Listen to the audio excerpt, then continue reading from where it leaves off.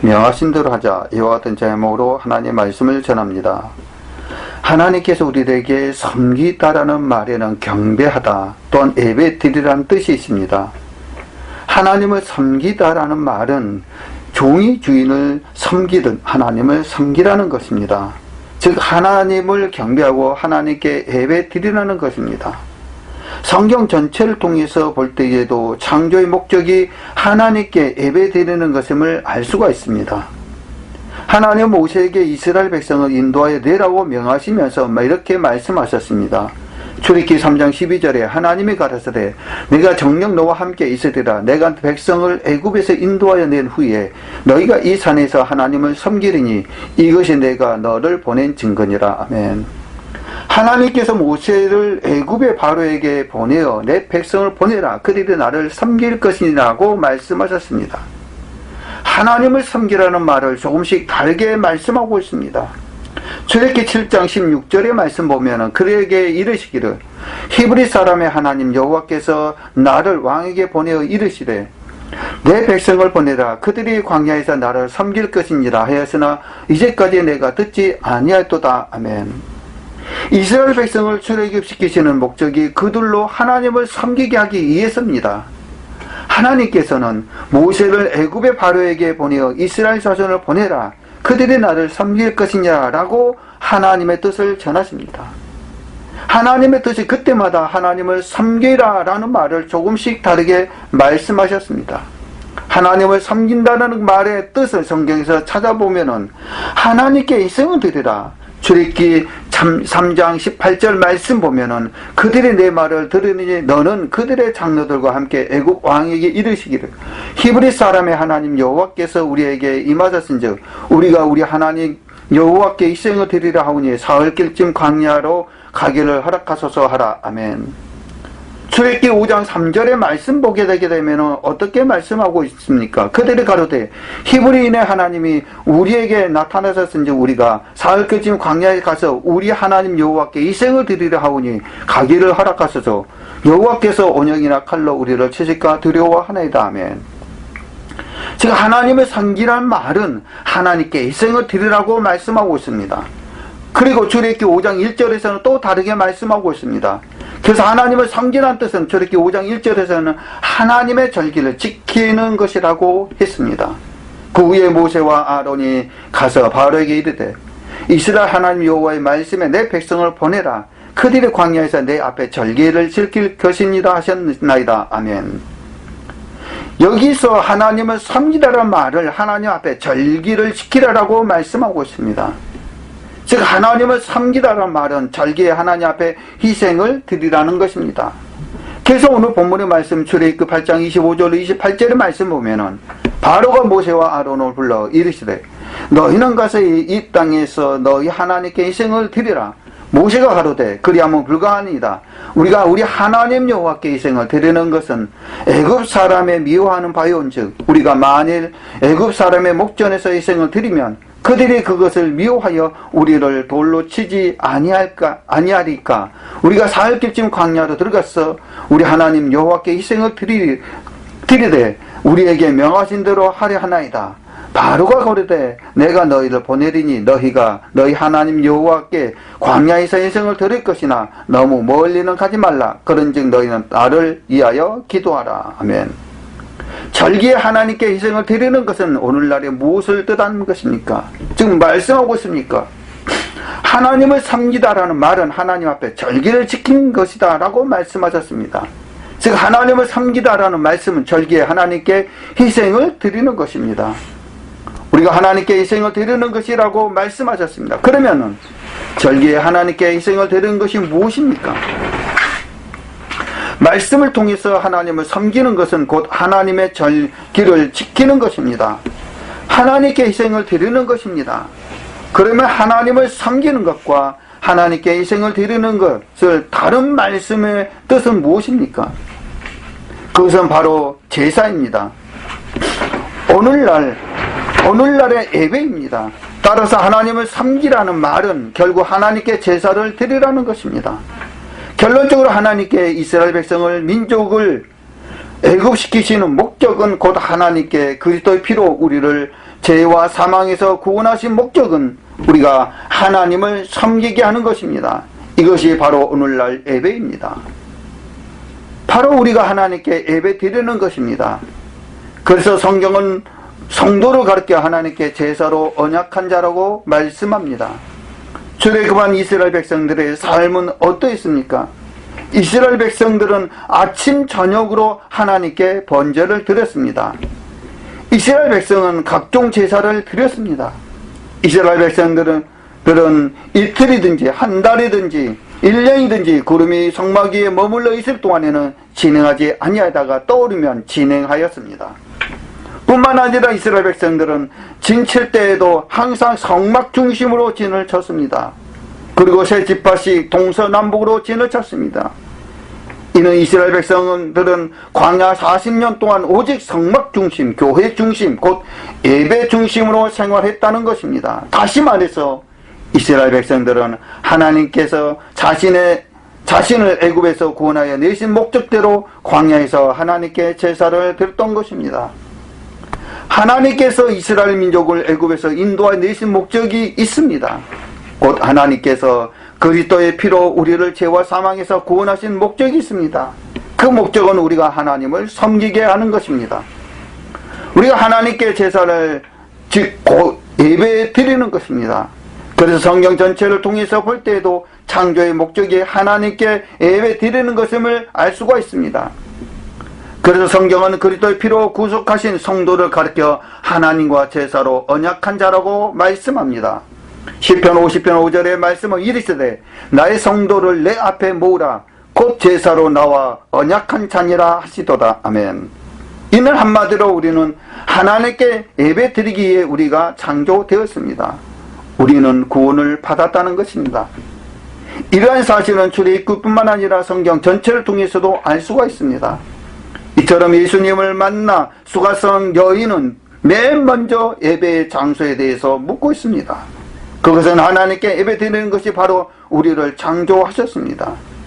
예수 그리스도의 피 십자가의 보혈의 공로로 말미암아 하물과 죄로 죽었던 우리를 구원하여 주신 목적이기 때문에 창세기 에덴 동산에서도 아담과 하와가 주님 앞에 범죄하여 에덴에서 쫓겨난 후에도 제일 먼저 나오는 사건이 가인과 아벨이 하나님께 드리는 예배에 관한 사건입니다. 이처럼 창세기에서도 바로 창세기에서도 말씀하셨고 또 우리들에게도 말씀하시는 것이 바로 출애굽기에서도 말씀하셨고 신약에서도 모두가 예배 드리는 것이 창조의 목적이고 출애굽의 목적입니다. 즉 구원의 목적입니다. 우리는 여호와 하나님을 섬기기에 창조되어졌다고 구원받았습니다. 하나님을 섬기며 살 때만이 참 행복과 만족이 있습니다. 우리는 지금 무엇을 위해 살아가고 있습니까? 다시 한번 살펴보겠습니다. 하나님을 섬기라. 하나님 앞에 절기를 지키라. 하나님께 희생을 드리라. 하나님께 제사를 드리라. 이것은 성도는 하나님과 제사로 언약하였다는 사실을 저와 여러분들은 믿으시기를 주님의 이름으로 축원드립니다. 이러한 사실은 출애굽에서 뿐만 아니라 성경 전체를 통해서도 알 수가 있습니다. 그러면서 창세기 4장 가인과 아벨의 제사입니다. 가인과 아벨은 첫사람 아담과 하와에게서 태어난 아들들이었습니다. 곧 그들은 사람의 몸을 통하여 태어난 첫 사람입니다. 그래서 그들은 아담과 하와 다음으로 성경에 등장한 인물입니다. 첫사람 아담과 하와는 뱀 즉 사단 마귀에게 미혹되어서 하나님과 맺은 언약 선악과 언약을 어기고 언약을 알게 하는 나무의 설실과를 따먹음으로 말미암아 심판을 받아 하나님과 교통할 수 있는 영혼이 죽은 채로 에덴에서 쫓겨나게 되었습니다. 호세아 6장 7절에 저희는 아담처럼 언약을 어기고 거기서 내게 패역을 행하였느니라. 아멘. 그러나 여호와 하나님은 그때의 아담의 영과 육을 한꺼번에 멸하지 아니하셨습니다. 아담의 영만 죽이고 그 육체적 죽음은 800년 후로 유예시켜 주셨습니다. 창세기 5장 4절에 아담이 셋을 낳은 후에 800년을 지내며 자녀를 낳았으며 아멘. 여호와 하나님은 인류를 향하신 구속의 역사를 이어가게 하시기 위하여 아담의 육체적 생명을 연장시켜 주셨던 것입니다. 하나님은 그들에게 가인과 아벨이란 두 자녀를 낳게 허락하여 주셨습니다. 이것이 창세기 4장의 시작입니다. 바로 창세기에 나오는 가인과 아벨의 제사입니다. 창세기 4장 1절로 5절의 말씀 보면은 아담이 그 아내 하와가 동침하며 하와가 잉태하여 가인을 낳고 이르되 내가 여호와로 말미암아 등남하였다 하니라. 그가 또 가인의 아우 아벨을 낳았는데 아벨은 양치이는 자이였고 가인은 농사하는 자이었더라. 세월이 지난 후에 가인은 땅의 소산으로 제물을 삼아 여호와께 드렸고 아벨은 자기도 양의 첫 새끼와 그 기름으로 드렸더니 여호와께서 아벨과 그 제물은 연락하셨으나 가인과 그 제물은 연락하지 아니하신지라. 가인이 심히 분하여 안식에 변하니. 아멘. 가인과 아벨이 살던 시대에 많은 일이 있었을 것입니다. 여기서 성경은 처음 태어난 가인과 아벨의 어떤 모습을 맨 먼저 기록하고 있습니까? 성경은 가인과 아벨에 관하여 오직 한 가지 사건, 즉 그들이 하나님께 드린 제사에 관하여 말씀하고 있습니다. 왜 수많은 사건 중에 성경은 왜 하필이면 가인과 아벨이 드린 제사에 관해서만 말씀하고 언급하고 있습니까? 그 이유는 하나님께 제사 드리는 것, 즉 예배 드리는 것이 하나님이 사람을 창조하시고 구원하신 목적이기 때문입니다. 그 다음으로 믿음의 조상 아브라함과 이삭과 야곱입니다. 성경은 아브라함이 가는 곳마다 단을 쌓아 하나님께 제사를 드렸다고 말씀하고 있습니다. 창세기 12장 6절로 7절에 아브라함이 그 땅을 통과하여 세금 땅 모래 상수리 나무에 이르니 그때에 가나안 사람이 그 땅에 거하였더라. 여호와께서 아브라함에게 나타나 가라사대 내가 이 땅을 내 자손에게 주리라 하신지라. 그가 자기에게 나타나신 여호와를 위하여 그곳에 단을 쌓고. 아멘. 아브라함은 아비가 거하는 하란을 떠나 가나안 땅을 들어갔을 때에 여호와를 위하여 세겜에서 처음으로 단을 쌓았습니다. 그 후 베델 동편 산으로 옮겨 장막을 치게 되는데 그곳에서도 역시 단을 쌓고 여호와 이름을 불렀습니다. 창세기 12장 8절 말씀 보면 거기서 베델 동편 산으로 옮겨 장막을 치니 선은 베델이요 동은 아이라. 그가 그곳에서 여호와를 위하여 단을 쌓고 여호와의 이름을 부르니. 아멘. 그리고 애굽으로 내려갔다가 돌아온 후에도 다시 베델의 단을 쌓았습니다. 창세기 13장 3, 4절의 말씀 보면 그가 남방으로부터 발행하여 베델의 이름에 베델과 아이 사이에 전에 장막 쳤던 곳에 이르니 그가 처음으로 단을 쌓은 곳이라. 그가 거기서 여호와의 이름을 불렀더라. 아멘. 아브라함은 롯이 떠난 후 장막을 헤브론으로 옮기게 됩니다. 헤브론에서 역시 여호와를 위하여 단을 쌓았습니다. 창세기 13장 18절에 이에 아브라함이 장막을 옮겨 헤브론에 있는 마무리 상수리 스풀에 이르러 거하며 거기서 여호와를 위하여 단을 쌓더라면. 이뿐만 아니라 아브라함은 아비멜렉과 언약을 맺은 후에도 브엘세바에서 단을 쌓고 여호와의 이름을 불렀습니다. 창세기 21장 22절로 34절의 말씀은 그때 아비멜렉과 그 군대 장관 비골이 아브라함에게 말하여 가로되 내가 무슨 일을 하든지 하나님이 너와 함께 계시도다. 그런즉 너는 나와 내 아들과 내 손자에게 거짓되이 행치 않기를 이제 여기서 하나님을 가르쳐 내게 맹세하라. 내가 내게 후대한 대로 너도 나와 너의 머무는 이 땅을 행할 것이니라. 아브라함이 가로되 내가 맹세하리라 하고 아비멜렉의 종들이 아브라함의 우물을 늑탈한 일이 대하여 아브라함이 아비멜렉을 책망하며 아비멜렉이 가로되 누가 그리하였는지 내가 알지 못하노라. 너도 내게 고하지 아니하였고 나도 듣지 못하였더니 오늘이야 들었노라. 아브라함이 양과 소를 취하여 아비멜렉에 주고 두 사람이 서로 언약을 세우니라. 아브라함이 7 암양 새끼를 따로 놓으니 아비멜렉이 아브라함에게 이르되 이 7 암양 새끼를 따로 놓으면 어찌미뇨. 아브라함이 가로되 너는 내 손에서 이 암양 새끼 7을 받아 내가 이 우물 판 증거를 삼으라고 하고 이 두 사람이 거기서 서로 맹세하였으므로 그곳을 브엘세바라 이름하였더라. 그들이 브엘세바에서 언약을 세우며 아비멜렉과 그 군대장과 비골은 떠나 블레셋 족속의 땅으로 들어가고 아브라함은 브엘세바에 에셀나무를 심고 거기 가서 영생하시는 하나님의 여호와의 이름을 불렀으며 그가 블레셋 족속의 땅에서 여러 날을 지냈더라. 아멘. 이처럼 아브라함은 장막을 옮길 때마다 하나님께 단을 쌓았습니다. 즉 하나님께 제사를 드리는 삶을 살았다는 것입니다. 그러면 그의 아들 이삭은 어땠습니까? 창세기 26장 25절의 말씀은 이삭은 그곳에 단을 쌓아 여호와의 이름을 부르고 거기 장막을 쳤더니 그 종들이 거기서도 우물을 팠더라. 아멘. 이삭 역시 아비 아브라함과 같이 하나님께 단을 쌓고 그곳에 장막을 쳤습니다. 이삭의 아들 야곱 또한 마찬가지입니다. 아브라함과 아버지 이삭의 그랬듯이 또한 하나님께 단을 쌓아 제사를 드렸고 창세기 곳곳에 말씀하고 있습니다. 창세기 28장 18절 19절에 야곱이 아침 일찍 일어나 배기하였던 돌을 가져 기둥으로 세우고 그 위에 기름을 붓고 그곳 이름을 베델이라 하였더라. 이 성의 본 이름은 루스더라. 아멘.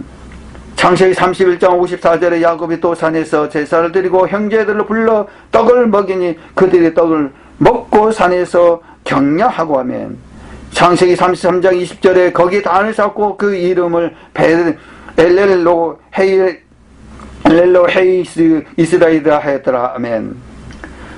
또 35장 6절절 말씀 보게 되면 야곱과 그와 함께한 모든 사람의 가나안 땅 루스 곧 베델에 이르고 그가 거기서 단을 쌓고 그곳을 베델엘이라 불렀으니 이는 그 형의 낯을 피할 때에 하나님이 그에게 거기서 나타났음이라. 아멘. 창세기 46장 1절로 이스라엘 모든 소유를 이끌고 발행하여 브엘세바에 이르러 그 아비 이삭의 하나님께 일생을 드리니. 아멘. 이처럼 믿음의 조상 아브라함과 그의 자손 이삭과 야곱이 가는 곳마다 하나님께 단을 쌓습니다. 이는 무엇을 말씀합니까? 갈라디아서 3장 6절로 7절에 아브라함이 하나님을 믿으며 그것이 그에게 의로 정하셨다 함과 같으니라. 그는 믿음으로 말미암은 자는 자들은 아브라함의 아들인 줄 알지어라. 아멘. 예수 그리스도를 믿는 자들은 아브라함의 아들이라고 말씀합니다.